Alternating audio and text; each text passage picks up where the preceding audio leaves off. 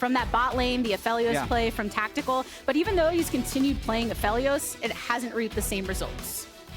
Yeah, I feel like they've been getting Aphelios in these situations where there's no way of them realistically defending Aphelios, and then Tactical is also playing really aggressively where he would need a different team composition for it to make sense. So the whole thing hasn't been clicking. Another thing I just talked to Kobe about in This or That, which was a couple minutes ago, was just Bolulu and his champion choices. Yes, he's been playing Azir and Annie, which are effective picks in the meta, but he's dropped his tried and true Vel'Koz and Zoe. So he hasn't necessarily looked as exciting as he did when he joined the LCS at the end of spring. A single game on Vel'Koz thus far this split, and it did not result in a victory. No Zoe yet either, and I know some of these picks have been mentioned as potential counters to what we have seen in the meta, but Immortals still looking for somewhat of a different look than we have seen from recent games. Kenvi was leaning towards that Viego carry from the jungle position, now going towards the facilitative way of Sejuani. Yeah, they've done a lot of first pick Sejuani. Kenvi has definitely had a very lackluster LCS year so far. His good games have been few and far between. The Kindred is banned against him every single game. After that, he generally goes on Sejuani, and he's just unable to have a large impact on the game. I really did think when this team switched out Revenge for Solo in the offseason, we'd be seeing a lot more carry choices for Kenvi, but that hasn't really manifested. What we've been getting are these like really beefy top sides where they are struggling to do the appropriate amount of damage in teamfights. I like the Ivern, though. I know. Ivern coming out for Spica. He did play it recently against Dignitas, and they did not get the victory, but now off of 2 wins against Team Liquid and Energy, looking like a different team. And Spica did speak in his recent interview about one of the changes coming off of the 0-6. Okay, guys, it's getting a little dire now. What do we need to do? I am going to revert to a bit more of those jungle picks that allow me to work with my laners, give them more tools, and Ivern is somebody that offers a lot of tools. Yeah, I got to chat with him yesterday after their win, and that was the message. He, I believe verbatim said, we just wanted to play things that are easier because they were just winning so much. He did say they were winning 90% of their scrims pre-LCS start. Now it's around 60 or 70. I don't necessarily buy 90 because he wasn't actually like, you know, Excel charting and counting up the wins, but I imagine they were winning 3 to 4 to 5 scrims every single block of 5 scrims, and that gives you a lot of almost overconfidence for when you go to the LCS stage and start to struggle. But I still actually do believe this FlyQuest team is a lot better than their record, and if they simplify things, which they're absolutely doing here, this is one of the simplest team comps they could play, I think they're going to have a good chance. And simple is the way to go when you're trying to build team synergy. Even if it's not quite at that 90% mark, this is still a story that's kind of corroborated by other teammates, right? Vulcan talking in his interviews, like one he did with Degon, about we haven't been able to have this chemistry on stage, but I don't see that issue in scrims, and we're trying to figure out how to bring that back onto the stage. And it's kind of reminiscent of even thinking back in Spring Split when Prince would be asked, who do you want to see get player of the week? And he would say, I want Vicla to get it because I want him to build that confidence and be able to be that player from the mid lane that I know he can be. And it seems like that's something that's almost kind of trickled around the squad, and now they're trying to even it out and get over that hurdle by going towards simplicity. Yeah, and Vulcan as well. This is not the start he imagined when he joined FlyQuest, especially with all the trash that he talked in spring about their previous support, Ayla, but they are on the win streak train at the moment. He's on Alistar. This is historically one of his best champions. I think it is a decent matchup into Rell, even if I think Rell is a more powerful champion. Watch for Vulcan to find some big flank engages in the mid and late game. That's usually what he is best at on this pick. 2 very proactive supports coming in with Vulcan on that comfort pick of Alistar, but the Rell that has risen in prominence for very good reason, and Treatz in that driver's seat. But Jatt, thoughts on how this draft ended up shaking up between the 2 teams? I think Immortals got a very standard draft where they're not necessarily putting together any massive synergies. They picked Sejuani, but they only have one melee solo laner. They picked Rell and Xayah, but they're not comboing them with like the Samira Rell combo or the Xayah Rakan combo because Rakan was previously banned. So it's just fine. Whereas I think FlyQuest is just, it's very passive. I think a good result for FlyQuest here is be fairly even at gold in 15 minutes. And then after that, they're going to feel like they're in a very good position for the game. FlyQuest, they are very much yearning to end this week with a 3-0 to slice in half to match that, 6 losses. Yeah. Cut that down a bit.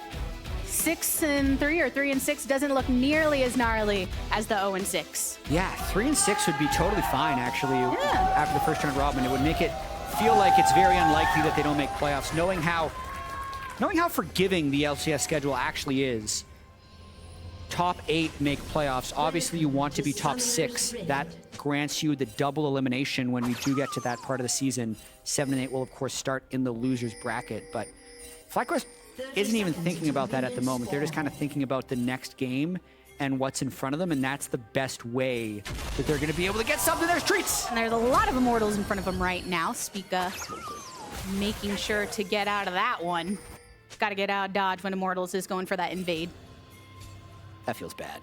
That's such a classic invade. Either the Dragon Wall or the Baron Pit when you have a dash support like that. I mean, that's one thing that Ivern can invite is the invades, not just in those early moments, but through just the laning phase in general. We'll have to see if Immortals decide to pick up on that at all. Sejuani not necessarily being one of the ones you think for that unless you have somebody to collapse with you, which is what they just executed. Yeah, and also FlyQuest has a chance to go 3-0, which would make them the only 3-0 team in the LCS this week. Oh. Yeah, so for those of you who don't know, there's basically the broadcast team votes on Player of the Week every week, and I've been trying to figure it out. When everyone is 2-1, it gets really, really difficult. When there's one 3-0 team and everyone else is 2-1, it's really hard to not pick someone on the 3-0 team. So it definitely feels like if FlyQuest can win this game, even though their first 2 wins were very long games that didn't necessarily have impressive scorelines, Prince did manage to carry a lot of those games in the late game. Not carry, just perform well in late game team fights. But if he has a really strong game here, there's actually a good chance he'd pick up his 3rd Player of the Week statue this year. That's true. That's kind of the first line of whittling things down is what are the team records for the week, who has a 3-0. I feel like, I can't recall specific examples, but there have been a couple of times where somebody on a 2-1 did get it when there is a 3-0, but it always comes down to strength of schedule. Was there some anomaly that had occurred? It takes a lot to be able to overcome what the position that Prince is in right now. Yeah, Stixay had a really good week. 15, 4, and 12. They've had some good games. Berserker, weirdly enough, amazing stats, but he had that one really bad bot lane against Team Liquid where they kind of lost the game, but 15, 2, and 15. I'm just kind of reading off stats, but it's interesting. Yeah. It's interesting for Player of the Week. People get really up in arms about it if we get it wrong, so I want to get it right. And there's a lot of perspective that comes into that, right? But Solo, Impact and Solo still remaining alive here on this top side, but definitely duking it out. Kenvi finds Spica, throws down the brush and stunned up within it, so Kenvi cues away. Just lots of poke across the board. Vicla and Bolulu both having to use some of their sustain here along mid. Yeah, and look at that. Even with Spica losing Flash level 1, a really good Ivern path compared to what Kenvi's been able to accomplish. Kenvi still hasn't cleared the bot side of his jungle whatsoever. Spica's level 4. Just battling over this scuttle, but Solo also managed to get level 4. I guess he gets it, but Spica's really comfortable with the CS lead. 23 CS to 12 on the opposite side. Bolulu sees Spica coming in for some of the assistance across mid just to alleviate that pressure, but Kenvi rotating through the tri-brush. Well, all right, yeah, okay. What? Jumps on to Impact, but Solo's on the exits. I hate that. Like, what are they doing? Solo's recalling. If you're good, you're literally doing nothing with that gank other than showing that you're topside, and this allows Spica to just pop in and steal this. Like, if Kenvi doesn't go for this gank, Spica doesn't go for that red steal. So I just think a really silly play there by Immortals. Right, it doesn't feel good when you go towards the lane and you aren't able to make the play happen, but it feels better to be able to exit without them ever knowing you were there, as opposed to saying, hey guys, I was here, I was gonna make something happen, it didn't, so now I'm gone. Yeah, I mean, they did see him at Scuttle, but he could have still recalled immediately after Scuttle and ran out bottom. I think maybe the timing is off, maybe it's fine, but that's just the way I see it in the moment. But nonetheless, nothing to come of it. Bolulu a bit low on mana here across mid, starting to get to that reset territory. A few seconds until this first dragon spawns, so the support starting to move up to get that warding in position. Yeah, and Impact continuing to really trade heavily on that top line. So speaking about the strength of schedule for FlyQuest, they've actually not had the easiest schedule this week. They beat Team Liquid in that first game when they were 0-6. Very few people expected them to break that losing streak then. And they beat Energy, who has had a rough go of it, but if you think back to the COG roster of last split, like, they're really underperforming as well, and I think have a chance of turning it around. So a middle of the pack schedule so far from FlyQuest. This definitely on paper, their easiest match of the week. This dragon fight could be big. And Vulcan gets charmed, knocked up. Vicla comes over the wall to try and get the damage down first. Blood drawn by Prince. So Immortals in some trouble here for Kenvi. Now that they don't have their mid laner and he's low enough, you don't got the jungler healthy, you can't step up to the Drake. So Spica is able to finish it off to get the first one for FlyQuest, as they also continue with over 1,000 gold lead in their pockets. Yeah. Good job to FlyQuest. Congratulations. They have the call Aphelios, who's able to pick up the first kill, and they can easily secure that dragon. I need to see that again. That looked way too easy, actually, because they're just here, and then Vulcan walks into the bush against the level 6 flash ult Ahri and presses Q. This is weird. So 2 plays by Immortals have just looked really, like, drowsy, I want to say. Like, because the gank in the top lane and then that, but maybe they pull something off here against Vicla. They're trying to Vicla, but he's so close to his turret, and flashes as soon as Bolulu goes for the entry. Vulcan in the vicinity now. So they did grab the flash from him, so a summoner to potentially revisit later on, but I agree with you, Jatt. It feels like there's moments where they're not quite in sync. Solo has to be a little tepid right now as Spica doesn't quite hit him with the root, but Solo's already marked down low. Impact ready to swing away over the wall. Ksante is coming on into it. Solo still keeping himself in it. Has Kenvi here, but Kenvi is knocked up and blasted down. Impact with the kill credits. Imagine being Kenvi and your top laner just yeets Daisy over the wall to kill you.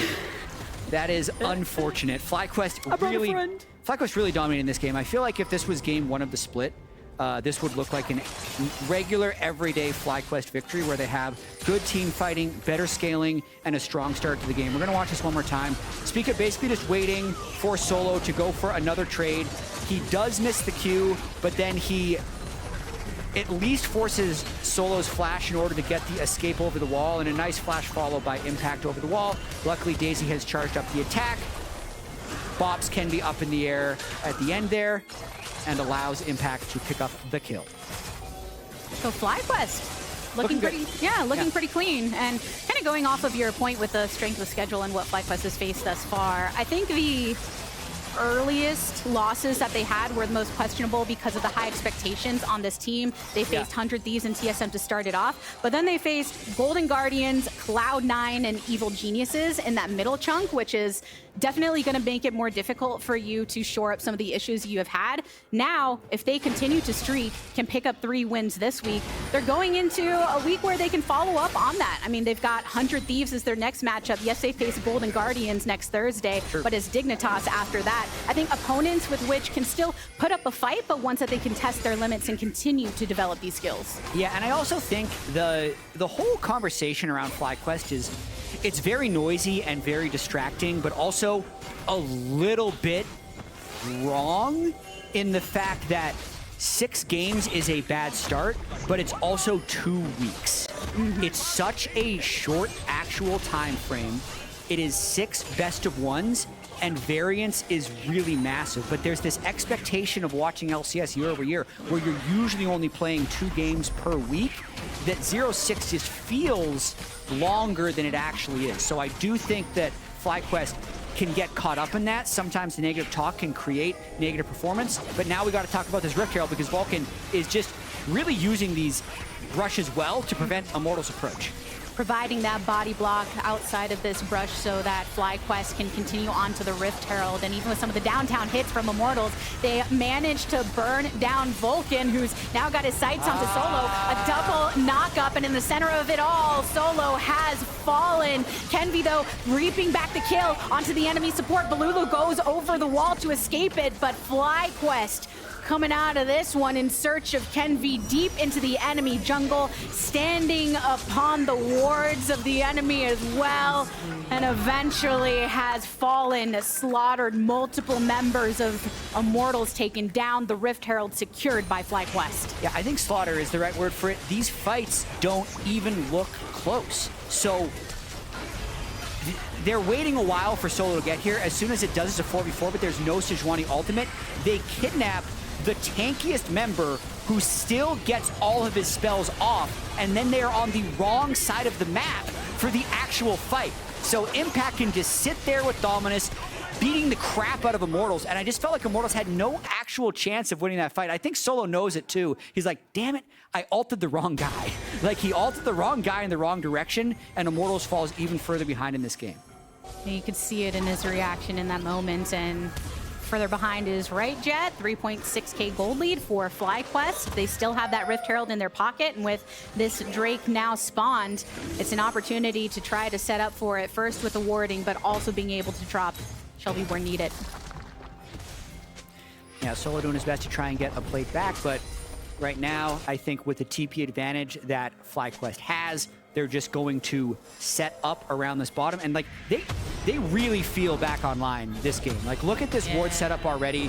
4 wards in the bot side jungle makes it pretty much impossible for anyone to go in the river, and because it's completely blind, they're gonna go for a play bottom. I think this is actually a little over aggressive. They could just take Dragon, but Kenvi's waiting for a 3v3. 3v3, Bolulu just teleported back towards mid lane, and Vicla is making his way down if needed, but knows that his opposing mid laner has already been brought back. So FlyQuest creating the space. Daisy down also for that assistance to be able to start up this Dragon, and that warding is just so sweet. Yeah, easy. Congratulations to Vulcan on 3,000 assists off of this as well. 9th player of LCS of all time. I think when, pause on that thought as Solo's getting the brunt of the force of impact once more. Whew, another kill here for FlyQuest. 2 dragons to them. But as you were making the point earlier about how some of that narrative feels slightly wrong, oh my gosh. They're just destroying them. Yeah, we can keep going. They're just destroying it. They're putting in that work. This game is over. It feels like unless disaster happens, FlyQuest wins. Yeah. Well, and FlyQuest, I think a lot of the heat that they've gotten is in response to the narrative around the team when looking at the roster, right? You see all these stars, you see this heavy streak at the start of spring. I don't think anyone wants to see Vulcan not on a successful team. He's not just such a great support, but a great trash talker. You don't want him losing and not being able to get into the conversation. And these victories can be enough to change that sentiment on a dime. Absolutely. I mean, Prince was 2nd place in MVP voting in the spring split. This was, for most of spring, the best team in the league. So it does feel wrong to have them in 9th. This game, more than anything else, feels like spring split FlyQuest. You almost want to ask, like, are they back? The only disappointing thing is from like a, as they're going to get top turret here with the Rift Herald. From a raw entertainment perspective, like in the moment, it is way more fun when someone is hilariously worse than they're supposed to be. Right? Like, it is more fun for a lot of people to watch them lose than to have them like slowly demolish Immortals. Like, this is an absolute demolition. They're 5k up at 14 minutes. But in like a, nothing has felt risky this whole game. They're just winning every lane. They're setting up every fight properly. This is the FlyQuest that we expected. This is the FlyQuest we saw for Summer Spring. But honestly, we haven't even seen this FlyQuest that often where they're dominating early game. A lot of the times they were just like kind of narrowly winning the early games, but Prince would have 2 or 3 kills and then he'd end the game with like 12, even though they were ahead most of the game. This is just a stomp. I think it brings to light also the fact that when FlyQuest can be put in this advantageous situation early, you can see just how good they are. And pinpointing some of the points you're referring to where, yeah, they would get even slight leads, but wouldn't be able to make much of it. Drawing back to that interview that Vulcan did with Degon, where he said one of the biggest pain points for them was how they're unable to pivot in dire situations, that they need someone to step up. So it seems like their problem is when they are behind, when things don't go their way. So even with this game going very much in their favor, I'm sure that's something they will continue to work on, being able to improve themselves when the pressure is on from their opponent. But Immortals haven't quite put that to the test at any point during this game. Yeah, I think FlyQuest will likely be better than 3 and 6 in the second round robin. Because they appear to be through this this slump. I know it's FlyQuest that's tearing Immortals a new one. I'm just narrating. Yes. That's the thing. FlyQuest are doing the beating. Yeah. We're just talking about it here. But I know that Immortals are getting a little demoralized with FlyQuest the way they continue to. Probably. Have entrenched upon them. Treatz is waiting to make the play, gets rooted up. Bolulu teleporting in. Good. Yeah. You got a 6th player on the team when you got Daisy just walking around. Yeah, new Daisy is really strong. They've really beefed her up. Yeah, yup. Especially some of the versions that you see in solo queue being particularly fun. But yeah, so that's the weird thing about this game is like I'm not gonna say FlyQuest is back. What I will say is FlyQuest is definitely not going to go 2 and 16 or 3 and 15. I think they're definitely going to be better than they were in the first round robin. Whether or not they can reach the level that they did in the first round robin in spring is yet to be seen. And I think part of this is also just due to Immortals' decline. Like Immortals won the first 2, and they're gonna, if they lose this, lose their 7th game in a row. So FlyQuest is doing what they need to do, and Immortals really do need to find something. And that's exactly what they're trying to do in this moment. They want to find the Rift Herald. Treatz goes for the play onto Vicla, but he just ease on out of there. Bolulu still going for the lockdown, but Impact is ready to collapse. One Emperor's Divide used, but the dash in from Vulcan. Vicla gets the kill onto Bolulu. Tactical dishing out some damage, but with the front line eliminated for him, he can't get back into the fight. Treatz completely separated. Even in Pharaoh Man see just a done horse made into glue. And suddenly, Immortals nowhere to be seen aside from Tactical with feathers a-flying. Yeah, Immortals trying to pull this Rift Herald, but there's always this difficult situation. Like if you're going to start an objective, you need to be willing to peel off and fight, which they try and do, but Vicla just dodges the engage, and that just makes it a free-for-all for the rest of FlyQuest to go in on them. Again, you can see Solo rips Vulcan over the wall. It does allow him to finish off Vicla, but the fight had already been lost.